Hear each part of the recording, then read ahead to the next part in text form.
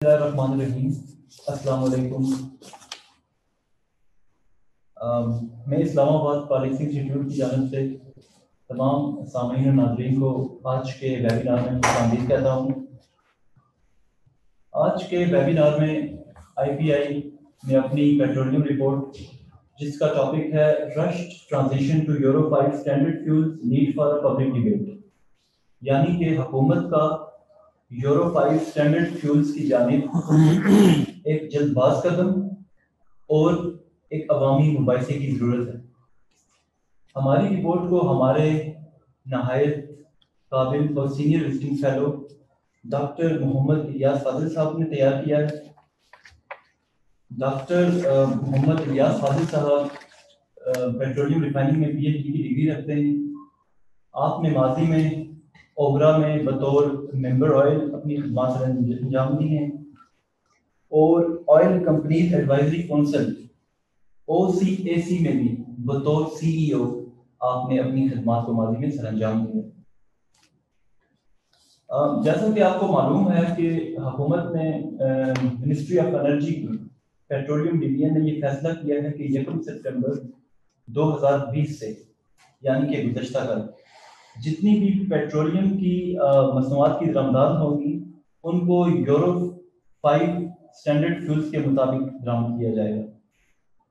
ये इम्कानात भी जाहिर किए जा रहे हैं कि गुज़श्ता कुछ माह में इसी तरह जो डीजल की मसनूआत हैं उनको भी यूरो 5 स्टैंडर्ड फ्यूल्स के पैमाने के मुताबिक बाद में दरामद किया जाएगा। अगरचे हुकूमत का ये फैसला माहौलियाती खदशात को मद्देनजर रखकर बनाया गया है, जो कि खुशाइंद है, लेकिन वहां पर भी बहुत से ऐसे अवामिल हैं जिनका अदारिक करना हुकूमत के लिए माशी तौर पर और माहौलियाती तौर भी बहुत ज़रूरी है, ताकि हुकूमत के किसी भी ऐसे फैसले से बैनुल-अक़वामी सतह पर पाकिस्तान को शर्मिंदगी का सामना ना करना पड़े। IPI समझता है कि हुकूमत के इस फैसले में, जहां पर हुकूमत ने जल्दबाजी में यूरो 5 स्टैंडर्ड फ्यूल्स की तरफ मुंतकिली का फैसला किया है, ये गैर मौजूद है और पाकिस्तान को इस मुंतकिली के लिए मजीद वक्त दरकार है। और अगर इन चीज़ों को शुरू में ही इनसे निपटा ना गया तो आने वाले वक्त में ये कई मुश्किलात को जन्म दे सकता है। IPI ने इन्हीं खदशात को मद्देनजर रखते हुए हुकूमत के इस अहम फैसले पर एक रिपोर्ट लिखने का फैसला किया। मैं आपका कीमती वक्त ज़ाया करने के बगैर आज के वेबिनार को शुरू करना चाहूँगा। इससे शुरू में मैं जो हमारे एग्जीक्यूटिव डायरेक्टर IPI हैं प्रोफेसर सज्जाद बुखारी साहब, मैं उनसे दरख्वास्त करूँगा कि वो आज के वेबिनार में अपने वेलकम रिमार्क्स।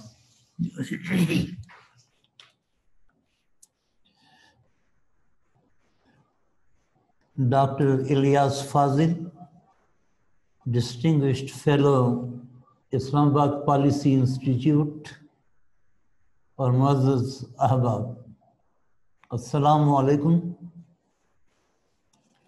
मैं आज इस रिपोर्ट बानवान rust transition to Euro 5 standard fuels need for public debate की तकरीब रूनुमाई के मौके पर इस्लामाबाद पॉलिसी इंस्टीट्यूट की तरफ से आप सबको खुश आमदीद कहता हूँ। जैसा कि आप जानते हैं कि 1 सितंबर से पेट्रोल की तमाम दरआमदाद पर यूरो 5 के मेयार को माह इसकी तमाम तसरीहात के लागू कर दिया गया है। इस सिलसिले में वफाकी काबीना ने इस फैसले को 1 अगस्त से नाफिजुल अमल करना था, मगर इस फैसले को, इसकी इम्प्लीमेंटेशन को 1 माह के लिए मुअख्खर कर दिया गया ताकि ट्रांजिशन टू यूरो 5 फ्यूल बेहतर तरीके के साथ सर अंजाम हो सके। याद रहे कि मुल्क में इस वक्त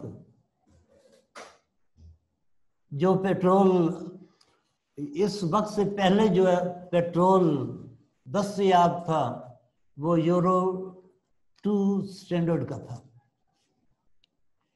हमारे वफाकी हुकूमत का यूरो 2 से यूरो 5 स्टैंडर्ड फ्यूल में तब्दीली का ये फैसला गालिबन माहौलियाती खदशात के पेश नजर था।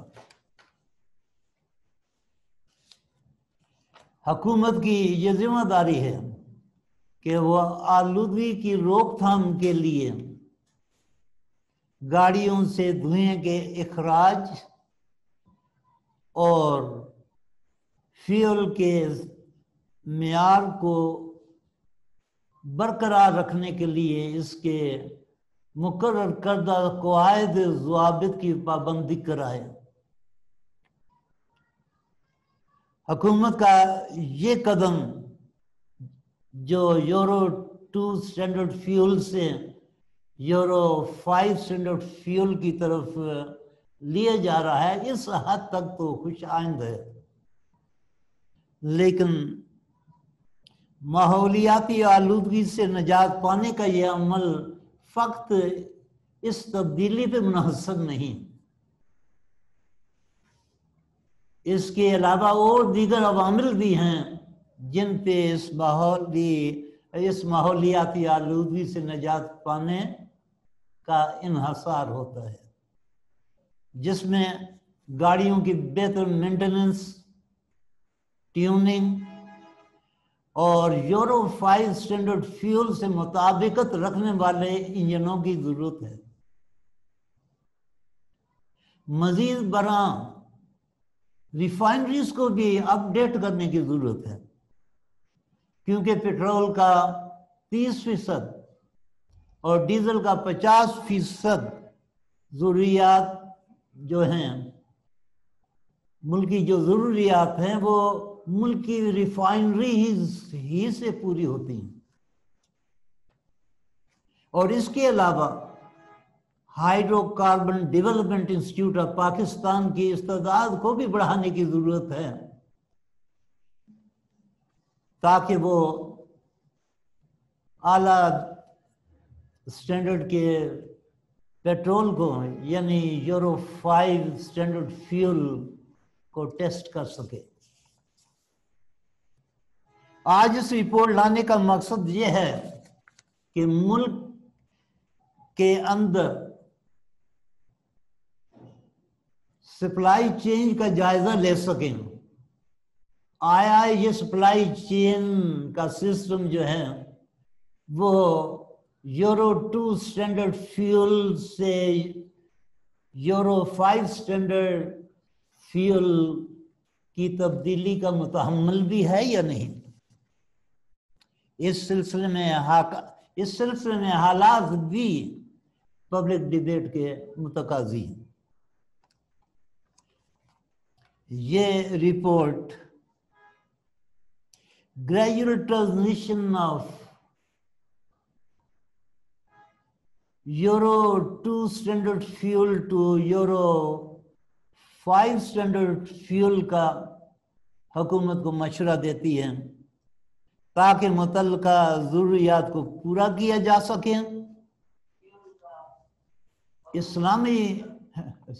इस्लामाबाद पॉलिसी इंस्टीट्यूट को खदशा है कि जब transition to Euro 5 standard fuel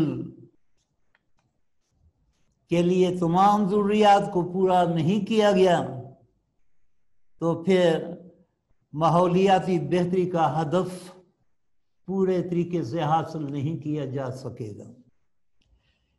और इसके अलावा सारिफीन को भी इस जल्दबाजी से लिए हुए फैसले की कीमत चुकानी पड़ेगी। अब मैं गुजारिश करूंगा कि जनाब फाजिल इलियास साहब, distinguished fellow of the institute, वो आपके सामने इस रिपोर्ट के मंदरजात के ऊपर रोशनी डालें।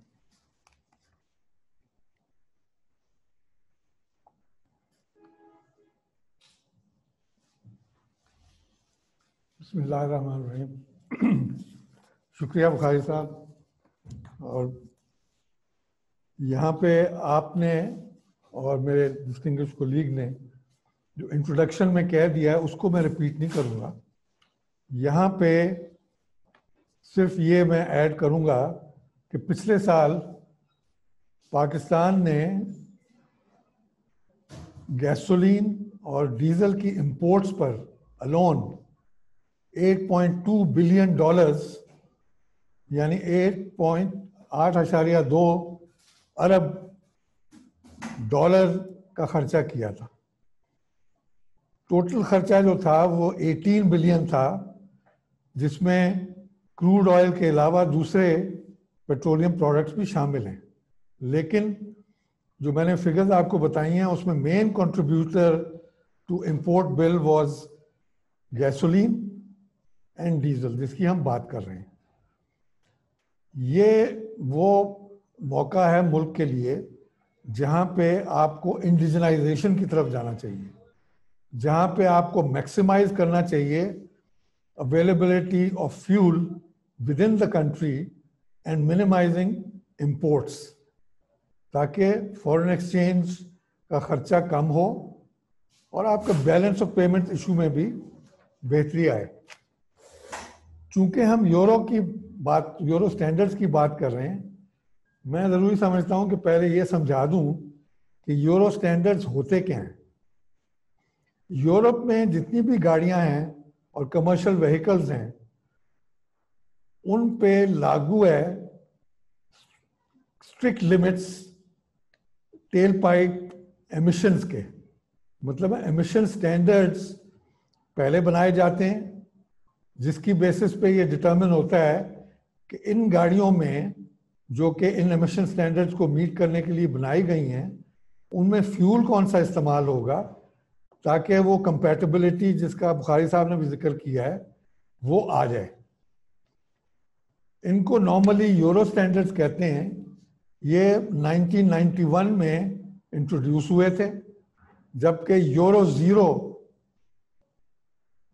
पैसेंजर कार के लिए था और फिर 1992 में it was replaced by euro 1 for commercial vehicles.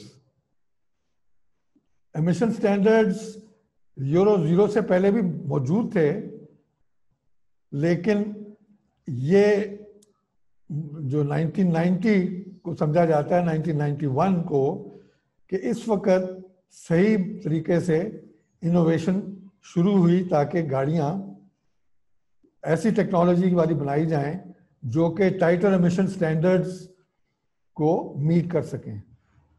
और उनमें टेक्नोलॉजीज में जो चीज़ें शामिल हैं वो variable valve timing, direct fuel injection और improved and highly sophisticated engine management systems जो हैं वो since then have played a major role. और फिर इसके अलावा एग्जॉस्ट जो निकलता है गाड़ी से, उसका आफ्टर ट्रीटमेंट सिस्टम्स जो होते हैं, जहां पे engine and exhaust after treatment में डिजाइन जो सिस्टम होता है उसमें पार्टिकुलेट मैटर्स और उसको कंट्रोल करने के लिए फिल्टर्स भी लगे होते हैं। ये सारी चीज़ें मैं इसलिए बता रहा हूँ कि एक आम अंडरस्टैंडिंग ये है कि बस आप यूरो 2 या यूरो 3 या यूरो 4 या यूरो 5 फ्यूल आप डाल दें गाड़ियों में, तो वो गाड़ियाँ जो हैं वो साफ हो जाएंगी और माहौल पे भी बहुत अच्छा असर पड़ेगा। 2016 में ये जो यूरो 2 लागू किया गया था पाकिस्तान में, उससे पहले ना बेंजीन की कोई लिमिट होती थी और ना ही दूसरी लिमिट्स को इम्पोर्टेंट समझा जाता था। उसके बाद फिर डीजल की इम्प्रूवमेंट आई, यूरो 2 की तरफ गामजन हुए हम।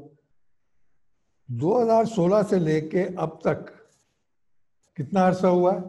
मुश्किल से 4 साल भी नहीं हुए। जबकि अगर हम यूरो स्टैंडर्ड्स की हिस्ट्री देखें, जो यूरो 1 गैसोलीन स्टैंडर्ड आए थे 1988 में, एमिशन स्टैंडर्ड आए थे, 1990 में फ्यूल के स्पेक्स आई थी। यूरो 2 1992 में एमिशन स्टैंडर्ड्स आए थे और 1993 में स्पेक्स आए थे। 1996 में यूरो 3 आया था एमिशन स्टैंडर्ड, और फिर 2000 में उनके स्पेक्स डिफाइन हुए थे। 2000 में यूरो 4 इंट्रोड्यूस हुआ था एमिशन स्टैंडर्ड, जो कि 2005 में जाके कहीं बनाया गया था। फ्यूल जो है 2005 में फिर यूरो 5 आया एमिशन स्टैंडर्ड, और फिर 2009 में जाके कहीं पीएमजी के जो यूरो 2 के यूरो 5 के फ्यूल स्पेक्स हैं वो आए। इससे ये पता लगता है कि यूरो 2 से लेके, जो कि 1993 से लेके 2009 तक, ये वो पीरियड था जबकि आपने तकरीबन 16-18 साल के बाद ट्रांजिशन हुई यूरो 2 से यूरो 5 फ्यूल की तरफ।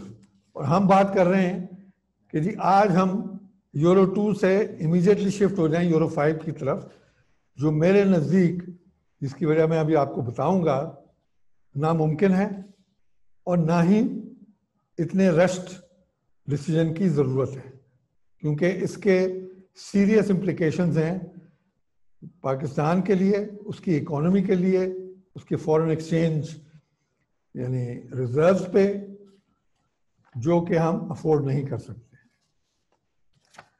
यूरो 2 और यूरो 5 में फ़र्क क्या है, पहले ये भी समझ लें। अगर हम गैसोलीन की बात करते हैं तो यूरो 2 जो है उसमें सल्फर की लिमिट है 500 ppm, जबकि यूरो 5 में 10 ppm पे आप जाना चाह रहे हैं। जो बेंजीन की लिमिट है वो लेस देन 5% है, जो अब आप लेस देन 1% पे जाना चाह रहे हैं। और एरोमेटिक्स पे कोई लिमिट नहीं है, जबकि यूरो 5 में 35% एरोमेटिक्स पे लिमिट है। इसी तरह चूंकि डीजल की भी बारी आने वाली है यानी जनवरी 2021 से, उसका जिक्र करना भी ज़रूरी है कि यूरो 2 में 500 ppm सल्फर है, सीटेन इंडेक्स जो है वो 45 मिनिमम है, विस्कोसिटी की लिमिट्स 1.6 to 5.5 हैं, कोई मेटल स्पेक नहीं है, और फ्लैश पॉइंट 66। जबकि यूरो 5 में अगर आप इसके अगेंस्ट देखें तो 10 ppm सल्फर, सीटेन नंबर और तगड़ा कर दिया गया है 55 मिनिमम, विस्कोसिटी और स्ट्रिंजेंट कर दी गई है 2 to 4, और नॉन डिटेक्टेबल ट्रेस मेटल्स होने चाहिए, यानी आप डिलिबरेट मेटल एडिटिव नहीं डाल सकते, और फ्लैश पॉइंट भी 55 होना चाहिए। अभी भी जो रिफाइनरीज, हमारी लोकल रिफाइनरीज यूरो 2 डीजल और यूरो 2 पीएमजी बना रही हैं, उनके लिए तो मुमकिन ही नहीं है कि वो इमीडिएटली शिफ्ट हो सकें टू यूरो 5 फ्रॉम यूरो 2। उसकी वजह ये है कि उनकी कॉन्फ़िगरेशन इस किस्म की है कि यूरो 2 मुश्किल बना रहे हैं वो।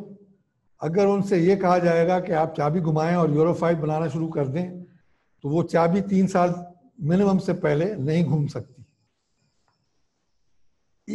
इवन टुडे जो रिफाइनरीज यूरो 2 पीएमजी बना रही हैं, वो मेटल एडिटिव्स डाल रहे हैं to the extent of 24 parts पर मिलियन, जबकि यूरो 5 में तो ट्रेस मेटल अलाउड है। ट्रेस मेटल का मतलब ये होता है कि डिलिबरेट एडिशन से आप मेटल नहीं ला सकते।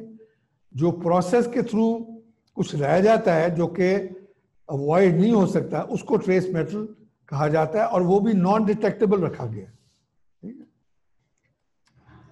चूंकि रिफाइनरीज नहीं बना सकेंगी तो complete change over to Euro 5 will not be possible जब तक रिफाइनरीज अपनी कैपेबिलिटी को डेवलप ना कर लें और कंफर्म करें। अगर रिफाइनरीज नहीं बना सकेंगी तो जो 30% आपका पेट्रोल बनता है लोकल और 50% जो आपका डीजल बनता है लोकल, वो अगर वो नहीं बना सकेंगी और वो पुराने यूरो 2 बना रही होंगी, तो इसका मतलब ये है कि if you are talking about complete switch over, तो या तो रिफाइनरीज का प्रोडक्ट नहीं बिकेगा या ऑयल मार्केटिंग कंपनीज को जाके और इंपोर्ट्स फर्दर करनी पड़ेंगी, जो कि आपके एग्जिस्टिंग इंफ्रास्ट्रक्चर पहले ही कॉम्प्रोमाइज्ड है, उसमें हो ही नहीं सकती। ना सिर्फ ये, वो इंपोर्ट कोई आज की इंपोर्ट से सस्ती नहीं होगी। यूरो 5 और यूरो 2 में अरब गल्फ में जो डिफरेंशियल है वो अच्छा खासा है प्राइस में। बाय द टाइम यहाँ पे पाकिस्तान में वो पहुंचेगा तो जो सेल प्राइस आपकी इस वक्त है, जिसमें ऑलरेडी आपको 92 रॉन भी मिलता है, 95 रॉन भी मिलता है, 97 रॉन भी मिलता है, उनमें फर्दर इजाफा होगा 7 से 8 रुपए पर लीटर। फिर आपका जो प्रेजेंट इंफ्रास्ट्रक्चर है, जिसका मतलब है ports, storages, pipelines, depots, installations, ये कॉम्प्रोमाइज हो जाएगा, जिसकी वजह से प्रोडक्ट सप्लाई इश्यूज सीरियस आ सकते हैं, जो कि मैं यहाँ पे हाईलाइट करना चाह रहा हूँ। And in the light of the recent June 2020 petrol crisis, हम बिल्कुल अफोर्ड नहीं कर सकते। अगर हम बात करें जो स्पेसिफिकेशंस नोटिफाई की गई हैं by the ministry of petroleum के, जी यूरो 5 की ये स्पेसिफिकेशन होंगी, पीएमजी की और एचएसडी की, सॉरी टू से these are pretend specifications। pretend specifications मैं इसलिए कह रहा हूं, इसमें क्या किया गया है कि यूरो 2 वाली स्पेसिफिकेशन लेके ऊपर ठप्पा लगा दिया है कि जी रॉन ये होगा, बेंजीन ये होगी, और बाकी चीजें जो कि एसेंशियल हैं if you are talking about the environment, तो जब तक आपके इंजन्स भी उसके कंपैटिबल नहीं होंगे तो उन चीजों को मद्देनजर रखते हुए अगर वो नॉन कंपैटिबल इंजन में वो डाला जाएगा तो जो धुआं देने वाली गाड़ी है या जो अनट्यून्ड व्हीकल है उसमें आपको कोई इंप्रूवमेंट नहीं मिलेगी। मैंने अभी जिक्र किया था कि 2016 में आपने पीएमजी यूरो 2 की थी और डीजल यूरो 2 किया था। अगर आज भी मैं देखूं तो जितने भी आपके पार्टिकुलेट मैटर और इस तरह के इंडिसेस हैं जो कि आप जाके और वेरियस वेबसाइट्स पे देख सकते हैं कि लाहौर में क्या है, इस्लामाबाद में क्या है, कराची में, वो अभी तक आपके एमिशंस के जो WHO के लिमिट्स हैं वो अभी तक सीरियसली वायलेट कर रहे हैं। उसकी वजह ये है कि वो जो आपने 4 साल पहले कदम उठाया था, अगर वो इतना ही इफेक्टिव होता despite the condition of the vehicles, तो वो काफ़ी हद तक बहुत इम्प्रूव हो चुके होते। ठीक है, ये जो मैंने इस रिपोर्ट में ये भी शो किया है कि मैं प्रिटेंड स्पेसिफिकेशंस क्यों कह रहा हूं। अगर आप करेक्ट स्पेसिफिकेशंस स्पेसिफाई नहीं करते तो पहले भी हम देख चुके हैं, जब 2016 2017 से लेके अब तक कई केसेस थे जहां पे imports I, hydrocarbon development institute of Pakistan ने वो चेक की, लेकिन डिस्प्यूट्स खड़े हो गए कि जी ये तो पोर्ट पे कुछ कहा गया था और यहाँ पे कुछ पहुंची है। और वो डिस्प्यूट इसलिए खड़े हुए थे कि लास्ट ईयर तक HDI के पास तो टेस्टिंग कैपेबिलिटी बहुत सारे पैरामीटर्स के थी ही नहीं, तो ये ओवरनाइट कैसे डेवलप हो गई कि अब वो यूरो 2 की बजाय यूरो 5 भी टेस्ट कर सकेंगे। ऐसे सिनारियों में मेरे नजदीक जो एवर इंक्रीजिंग डिमांड है आपकी इन दो फ्यूल्स की, और यानी improvement in quality of product, क्या हम दे सकेंगे? मैं कैटेगोरिकली कहता हूं कि we can not do that. मेरे नजदीक हम millions of dollars without justification खर्च कर रहे होंगे, क्योंकि मैंने जैसे बताया कि हमारी लोकल रिफाइनरीज तैयार ही नहीं है। एडिशनल इंपोर्ट्स जो आएंगी उसमें हमारा इंफ्रास्ट्रक्चर नहीं कोप कर सकता। डिटेल्स मैंने रिपोर्ट में दी हैं जो कि मैं यहाँ रिपीट नहीं करना चाहूँगा, यहाँ पे सिर्फ समराइज करना चाहूँगा। स्पेसिफिकेशन जो नोटिफाई हुई हैं they are not true Euro 5। हमारे पास यूरो 5 एमिशंस कंप्लायंट इंजन नहीं है। इस पे जो हमारे व्हीकल सप्लायर्स हैं वो क्यों खामोश हैं? वो कंफर्म करें ना कि उनके पास यूरो 5 कंप्लायंट इंजन हैं। अगर नहीं वो कंफर्म करते तो फिर हमें इतनी जल्दी क्या है कि यूरो 5 कंप्लायंट इंजन ना होते हुए हम वो धुआं देने वाले इंजन में, अनट्यून्ड इंजन में इतना महंगा फ्यूल ला के at such considerable cost, additional cost to the national exchequer उसमें डालेंगे।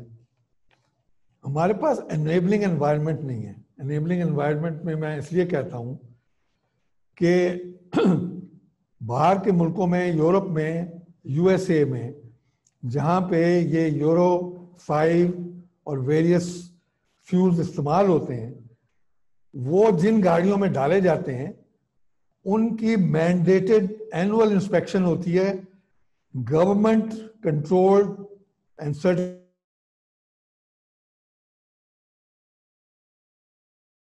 माल हो।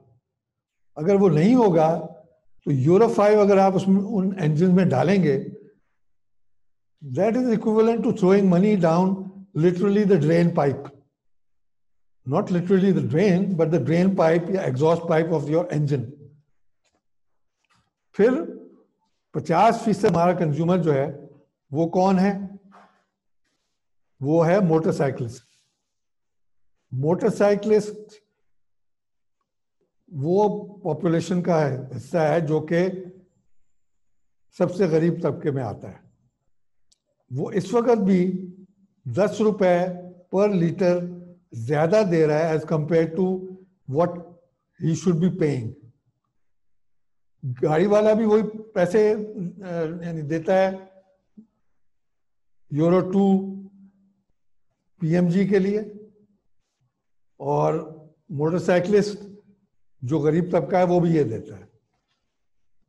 10 रुपए पर लीटर मैं इसलिए कह रहा हूं कि एक स्टडी हमने की थी पिछले साल, जिसको हमने प्रेजेंट भी किया था to the honourable prime minister, जिसमें हमारी प्रपोजल ये थी कि आप मोटरसाइकिलिस्ट के लिए अलहदा फ्यूल कैटेगरी बनाइए, जिसकी वजह से उसको कम से कम 10 रुपए पर लीटर कम का पड़ेगा।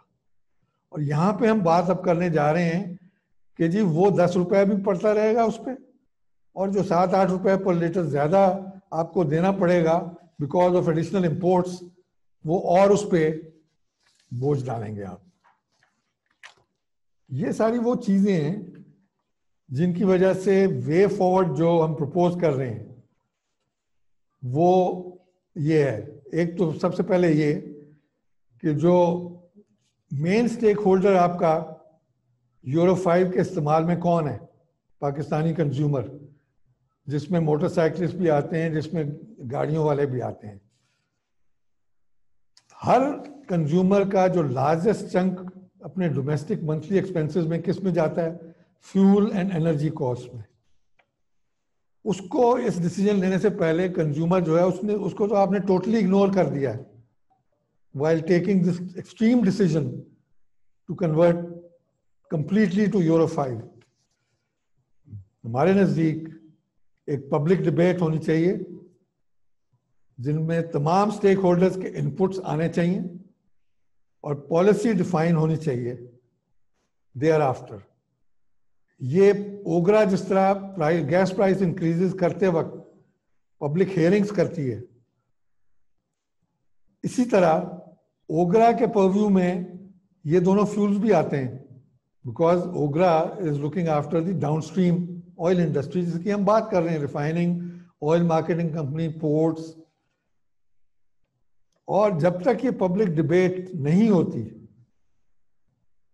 हमारी सजेशन ये है कि जब तक एक रोड मैप कंप्लीट नहीं बन जाता, ये डिसीजन जो है to switch over to Euro 5 must be held in abeyance. मैं यहां पे आखिर में रीइटरेट करूंगा कि हमने, और शुरू में भी हमने ये जिक्र किया था कि एनवायरनमेंट फ्रेंडली होना बहुत अच्छी बात है, एनवायरनमेंट फ्रेंडली फ्यूल्स इंट्रोड्यूस करना बहुत अच्छी बात है, लेकिन जिस तरह इस रिपोर्ट में हाईलाइट किया गया है, अदर देन अदर फैक्टर्स, एक एनेबलिंग एनवायरनमेंट होना भी बहुत जरूरी है, जहां पे tune up of transport vehicles, specially जो HSD पे चलती हैं, वो EPA या गवर्नमेंट मैंडेटेड है ही नहीं, तो there is a big question mark. हाँ, lower sulphur would definitely help, but not to the full potential. जिस तरह मैंने पहले भी एक्सप्लेन कर दिया, अगर फुल पोटेंशियल हुआ होता तो 2016 से अब तक आपके पार्टिकुलेट मैटर्स, आपके दूसरे जो इंडिसेस हैं, वो बहुत नीचे आ चुकी होती, and you would not be daily hourly violating WHO standards. Developed countries जिसको हम एम्यूलेट करने की कोशिश कर रहे हैं, एनुअल व्हीकल इंस्पेक्शंस होती हैं, रजिस्ट्रेशन रिन्यू ही नहीं होती जब तक उनकी इंस्पेक्शन ना हो जाए और सर्टिफिकेशन ना हो जाए, ताकि वो कार और बसेस वेल मेंटेन हो and their engines are not spewing smoke जब वो रोड पे निकलते हैं। हम आखिर में we would strongly urge the government and the EPA to also mandate such checks through legislation, और बाकी हम कह चुके हैं कि एक पब्लिक डिबेट की इस पे जरूरत है। बहुत शुक्रिया जनाब। Thank you very much doctor Mohammad Ilyas Qadir साहब, आपने इस रिपोर्ट के अहम बात और इस नज़र में उठने वाली पेचीदगियों पर रोशनी डाली और अपनी कीमती जो रिकमेंडेशंस थी उससे आपने हमें आगाह किया। बिलाशुबा ये जो रिपोर्ट है ये एक बहुत डिटेल्ड, कॉम्प्रिहेंसिव और टाइमली रिपोर्ट है।